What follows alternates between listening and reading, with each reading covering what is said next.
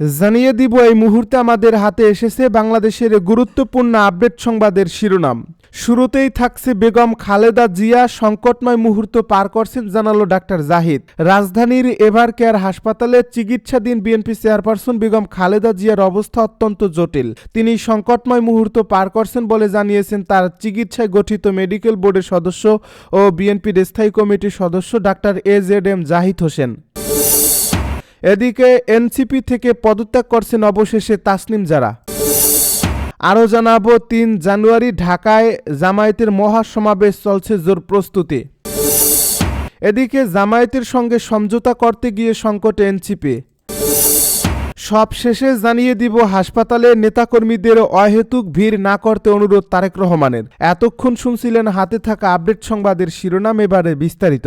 তবে তার আগে অনুরোধ রইল ভিডিওটিতে একটি লাইক এবং কমেন্ট করে জানিয়ে দিন ভিডিও সম্পর্কে আপনার মূল্যবান মতামত। আরও জানিয়ে দিন ভিডিওটি কোথা থেকে দেখছেন বা কোন জেলা থেকে দেখছেন। বেগম খালেদা জিয়া সংকটময় মুহূর্ত পার করছেন বলছে ডাক্তার জাহিদ। রাজধানীর এভার কেয়ার হাসপাতালে চিকিৎসাধীন অবস্থায় বিএনপি চেয়ারপারসন বেগম খালেদা জিয়ার অবস্থা অত্যন্ত জটিল। তিনি সংকটময় মুহূর্ত পার করছেন বলে জানিয়েছেন তার চিকিৎসায় গঠিত মেডিকেল বোর্ডের সদস্য ও বিএনপির স্থায়ী কমিটির সদস্য ডাক্তার AZM জাহিদ হোসেন। শনিবার দিবাগত রাত 12টার দিকে এভার কেয়ার হাসপাতালের সামনে এক ব্রিফিংয়ে এ তথ্য জানান তিনি। বেগম খালেদা জিয়ার স্বাস্থ্যের সবশেষ অবস্থা সম্পর্কে জানতে চাইলে ডাক্তার জাহিদ হোসেন বলেন, বেগম খালেদা জিয়া অবস্থার উন্নতি হয়েছে এ কথা বলা যাবে না। ওনার অবস্থা অত্যন্ত জটিল এবং উনি একটা সংকটময় মুহূর্ত পার করছেন। তিনি বলেন, সত্যিকার অর্থে Begum Khaleda Zia 23 November ever care হাসপাতালে ভর্তি হয়েছেন। ভর্তি হওয়ার পরবর্তীতে ওনার শারীরিক অবস্থার বেশ অবনতি হয়েছিল। তিনি আরও বলেন, দেশি বিদেশি চিকিৎসকেরা বিএনপি চেয়ারপারসনকে চিকিৎসা দিচ্ছেন। তার পুত্রবধূ ডাক্তার জোবাইদা রহমান তাতে যুক্ত রয়েছেন। এদিকে শনিবার দিনভর নানা কর্মসূচি শেষে আবারও মা খালেদা জিয়াকে দেখতে যান তারেক রহমান। 2 ঘন্টার বেশি সময় সেখানে অবস্থান করে রাত 11টা 58 তিনি হাসপাতাল ছাড়েন। এর আগে গত বৃহস্পতিবার স্বদেশের জমিনে পা দিয়েই মাকে দেখতে গিয়েছিলেন তারেক রহমান। এনসিপি থেকে পদত্যাগ করেছেন তাসনিম জারা। জাতীয় নাগরিক পার্টি থেকে এবারে পদত্যাগ করেছেন দলটির জ্যেষ্ঠ যুগ্ম সদস্য সচিব তাসনিম জারা। একই সঙ্গে স্বতন্ত্র প্রার্থী হিসেবে নির্বাচনে লড়ার ঘোষণা দিয়েছেন তিনি। এনসিপির জ্যেষ্ঠ যুগ্ম আহ্বায়ক আরিফুল ইসলাম আদিব বিষয়টি নিশ্চিত করে বলেন, তিনি পদত্যাগ করেছেন। তাসনিম জারা নিজেও ফেসবুকে পোস্ট দিয়ে জানিয়ে দিয়েছেন। এর আগে এদিন সন্ধ্যায় ফেসবুকে দেওয়া পোস্টে তাসনিম জারা স্বতন্ত্র প্রার্থী হিসেবে নির্বাচনে লড়ার ঘোষণা দেন। পোস্টে তাসনিম যারা লেখেন, প্রিয় খিলগাঁও, সবুজবাগ ও মুগদাবাদী, আমি আপনাদের ঘরের মেয়ে। খিলগাঁওয়ে আমার জন্ম ও বেড়ে ওঠা। আমার স্বপ্ন ছিল একটি রাজনৈতিক দলের প্ল্যাটফর্ম থেকে সংসদে গিয়ে আমার এলাকার মানুষের ও দেশের সেবা করা। তবে বাস্তবিক প্রেক্ষাপটের কারণে আমি কোনো নির্দিষ্ট দল বা জোটের প্রার্থী হিসেবে নির্বাচনে অংশগ্রহণ না করার সিদ্ধান্ত নিয়েছি। আমি আপনাদের এবং দেশের মানুষকে ওয়াদা করেছিলাম যে আপনাদের জন্য ও নতুন রাজনৈতিক সংস্কৃতি গড়ার জন্য আমি লড়ব।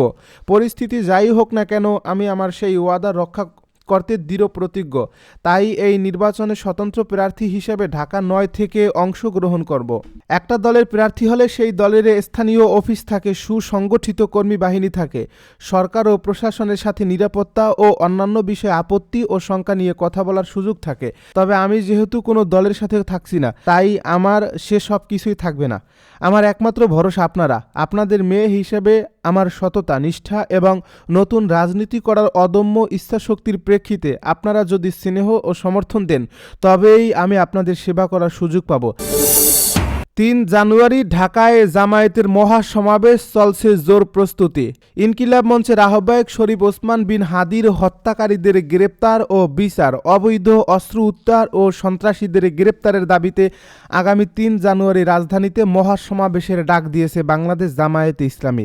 বাংলাদেশ জামায়াতে ইসলামীর কেন্দ্রীয় নির্বাহী পরিষদের অনুষ্ঠিত বৈঠক থেকে আগামী 3 জানুয়ারি সোহরাওয়ার্দী উদ্যানে অনুষ্ঠিতব্য মহাসমাবেশ সফল করার আহ্বান জানানো হয়েছে।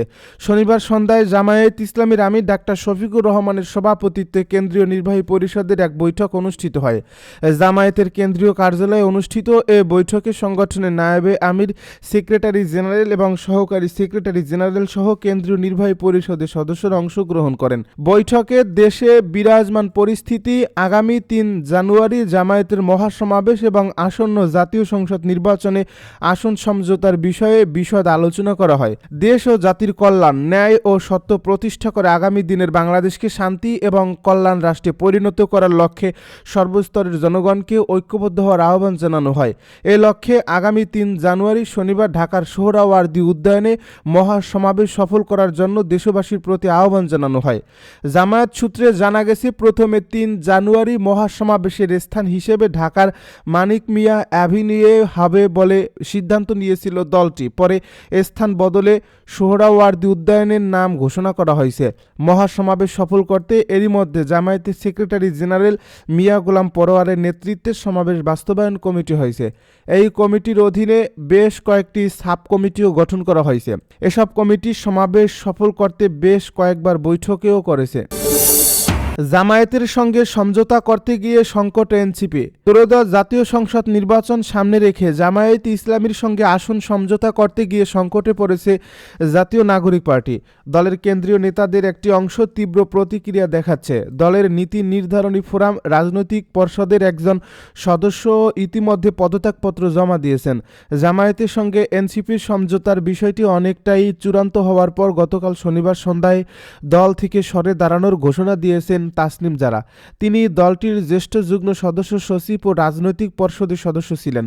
এর আগে গত বৃহস্পতিবার দলটি থেকে পদত্যাগ করেন এনসিপিতে জামায়াত বিরোধী অংশের নেতা হিসেবে পরিচিত মীর আরশাদুল হক।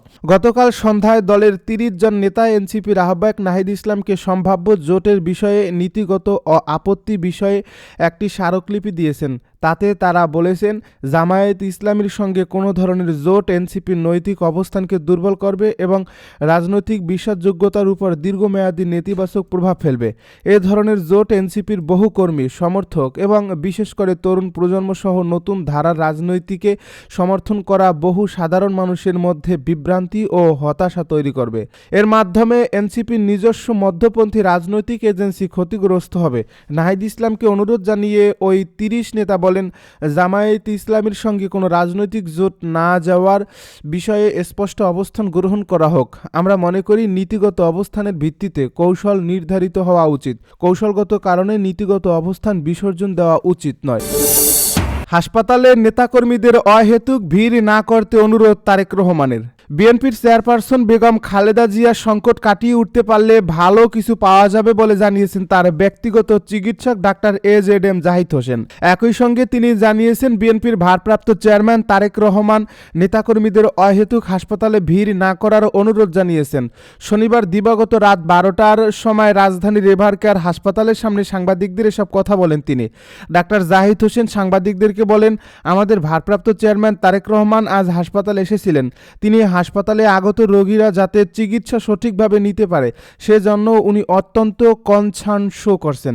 সেজন্য দলীয় নেতাকর্মীকে উনি নির্দেশ দিয়েছেন এবং অনুরোধ করেছেন যাতে এই হসপিটালে চিকিৎসার জন্য সেবায় যেসব রোগীরা আছেন তাদের এবং দেশনেত্রী বেগম খালেদা জিয়ার চিকিৎসাতে যাতে ব্যাঘাত না হয় সেজন্য সবাই যাতে অত্যন্ত সাবধানতা অবলম্বন করেন। কোনো ধরনের অতি উৎসাহী কার্যক্রমের সঙ্গে নেতাকর্মীদের জড়িত না হওয়ার জন্য বলেছেন। বেগম খালেদা জিয়ার যে চিকিৎসা এখানে চলছে সেখানে চিকিৎসকরা তাদের সর্বোচ্চ মেধা দিয়ে দেশের এবং বিদেশের চিকিৎসকরা দায়িত্ব পালন করছেন। উনার সুস্থতার জন্য আমার মহান রাব্বুল আলামিনের কাছে যেমন সাহায্য করতে রহমত চাই, সেই সঙ্গে আমরা দেশবাসীর কাছেও দেশনেত্রীর সুস্থতার জন্য উনার পরিবারের পক্ষ থেকে, বিশেষ করে ভারপ্রাপ্ত চেয়ারম্যান তারেক রহমানের পক্ষ থেকে দোয়া চাই। সাংবাদিকদের এক প্রশ্নের জবাবে তিনি বলেন, বেগম খালেদা জিয়া 23 নভেম্বর এখানে ভর্তি হয়েছেন। ভর্তি হওয়ার পরবর্তীতে উনার শারীরিক অবস্থার বেশ অবনতি হয়েছিল।